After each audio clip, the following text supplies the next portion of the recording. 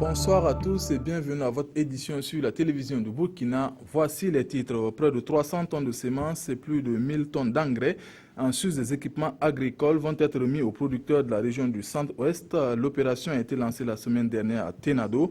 L'objectif est de venir en appui aux producteurs pour accroître les rendements. Et puis cela fait 5 ans que les populations du Mali se sont réfugiées au Burkina suite aux violences dans ce pays.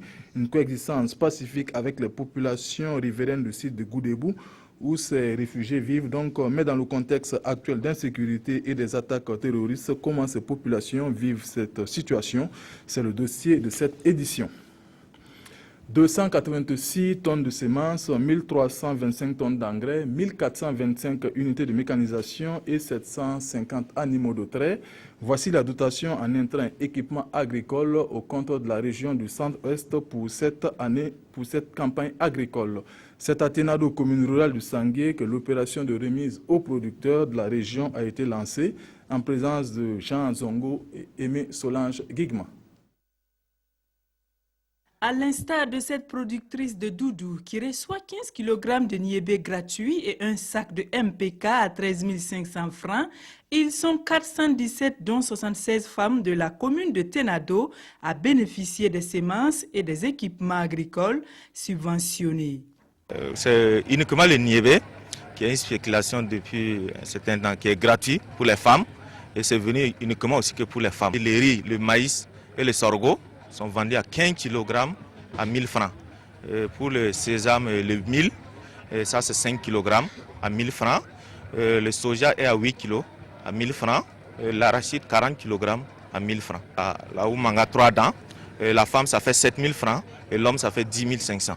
Voilà. Les animaux aussi, pareil, ça viendra. Entamée depuis 2008 par le gouvernement burkinabé dans les 13 régions, cette dotation annuelle d'intrants et d'unités de mécanisation agricole vise à augmenter la productivité et la production agricole. Pour ce qui concerne la région du Centre-Ouest, nous bénéficions de 286 tonnes de semences.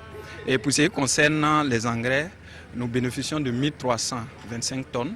Et pour ce qui concerne les unités de mécanisation, nous bénéficions de 1425 unités. Et pour ce qui concerne les animaux de trait, nous bénéficions de 750 animaux de trait. La Sofitex appuie également l'État dans ses efforts de modernisation des exploitations agricoles avec 4000 tonnes d'engrais. 23 mères éducatrices de 10 circonscriptions d'éducation de base Fadangourma ont reçu leur parchemin de fin de formation en technique spécifique d'une durée de 3 ans.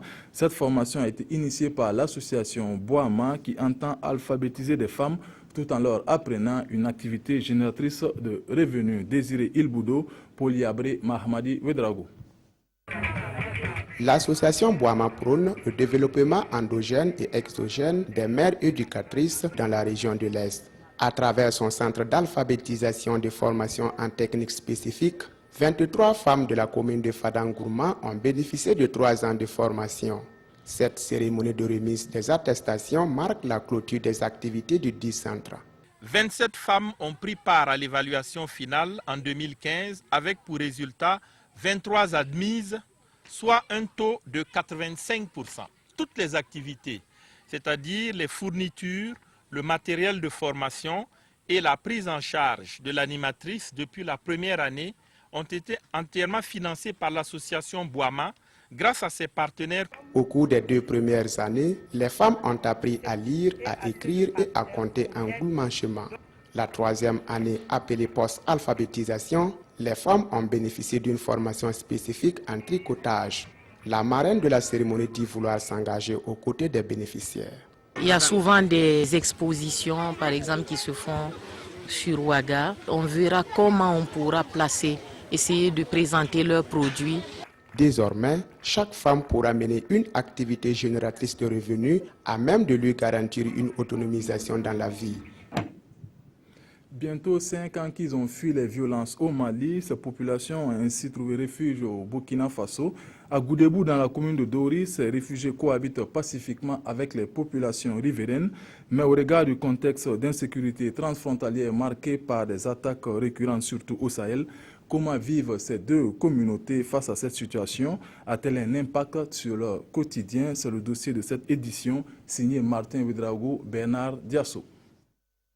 Dans ce camp des réfugiés à Goudébou vivent ces communautés qui, en 2012, ont fui la guerre et les violences au Mali afin de trouver refuge au Burkina. Et depuis, ces réfugiés entretiennent de bonnes relations avec les populations autochtones. L'un des aspects de cette cohabitation pacifique, c'est que nos infrastructures d'assistance comme nos points d'eau, nos centres de santé, l'école où nous sommes actuellement, c'est mixte, c'est-à-dire que nous avons les populations hautes et les populations réfugiées qui vraiment bénéficient de ces assistances. Une cohabitation pacifique ressentie dans leurs relations, car en moins de 5 ans, on estime à 30 le nombre de mariages entre ces deux communautés. Mais face aux multiples attaques terroristes perpétrées au Burkina Faso, certains pointent à tort ou à raison du doigt les Touaregs et certains même les réfugiés. Nous, on n'a pas dit c'est eux, parce qu'on n'en voit pas. Mais depuis qu'ils sont là, en tout cas, un mauvais chose, on n'a pas vu avec eux. Nous aussi, c'est les mêmes choses. On est toujours ensemble. Il n'y a pas un problème entre nous avec eux. On a condamné cette attaque parce que nous sommes là pour la paix. Et on veut que Burkina ait la paix comme nous. Il n'y a pas de problème entre nous avec les autochtones. Nous, ici, toujours on sensibilise les gens que tout ce qui fait à l'extérieur, vers chez nous ou bien d'autres lieux, nous on n'est pas là-dedans. Avec les autochtones qui sont ici, il faut que nous sommes solides ici. Nous sommes solides jusqu'à présent. Avec l'administration qui est là, tout ce qu'on a vu, on va essayer de signaler. Cette cohabitation pacifique est l'un des aspects prioritaires pour les HCR et ses partenaires. Nous œuvrons avec la communauté haute pour une très bonne cohabitation pacifique et bien sûr avec les premières autorités de cette région. Pour ces réfugiés et populations de Goudébou, la paix et la cohésion sociale sont nécessaires pour le développement. Et le dialogue, une arme contre la violence. Les usagers de la Caisse populaire de Dafra à Bobo-Dioulasso disposent d'un nouveau cadre pour effectuer leurs différentes opérations. Ce bâtiment R+1 d'un coût de réalisation de 300 millions de francs CFA a été inauguré en présence des autorités régionales des Hauts-Bassins, Hassan Gourabou, Amadou Lougué. 15 ans de location, cela relève maintenant du passé.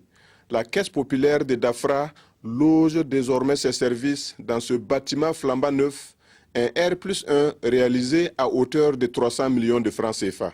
Les bâtiments qu'on loue ne présentent pas les standards voulus par les exigences modernes. Par exemple, les dimensions des bureaux, tout ça, dans la location, on ne peut pas trouver ça. Donc, je me dis qu'en tant que représentant d'une institution CNSS, de prévention aussi des risques professionnels, je ne peux qu'accompagner, encourager les gens à faire des bureaux où les travailleurs vont trouver de meilleures conditions de travail. Coopératives d'épargne et de crédit, les caisses populaires du Burkina ont pour mission d'œuvrer au bien-être de la population. Et le défi à relever, être davantage proche des membres. Ça apportera un plus parce que déjà le bâtiment même, au regard de l'imposition du bâtiment, ça inspire confiance et ça force l'admiration. Ça peut en tout cas nous aider à booster en tout cas nos résultats.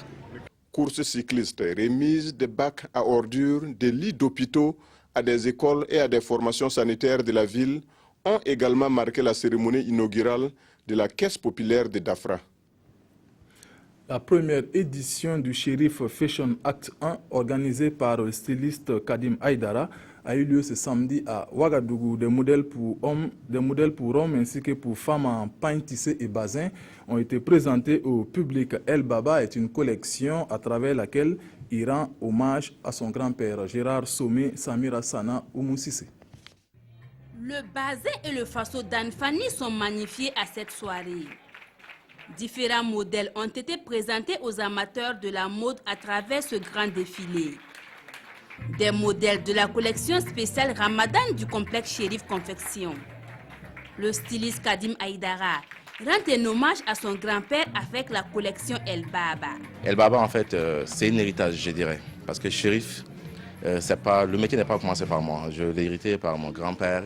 C'est lui-même, en fait, que j'ai donné le nom de collection El Baba. Le marque El Baba, en fait, il porte son nom.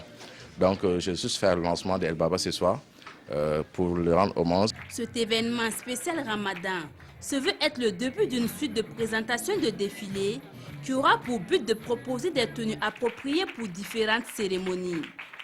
Avec seulement 1 mois de préparation, le styliste se dit satisfait. C'est une décision que j'ai prise, ça ne vaut même pas d'avoir 1 mois. Et on est allé sur notre propre fonds avec le soutien de nos clients, vraiment des encouragements et tout. On a vu que les gens étaient de tout cœur avec nous, ils sont venus nous soutenir et vraiment je suis énormément, je dirais, très satisfait. Kadim Aïdara utilise les matières comme le bazin, le pain tissé et la dentelle pour ses créations. À ce Sheriff Fashion Show Act 1, l'opportunité est offerte à de jeunes stylistes de présenter leurs créations.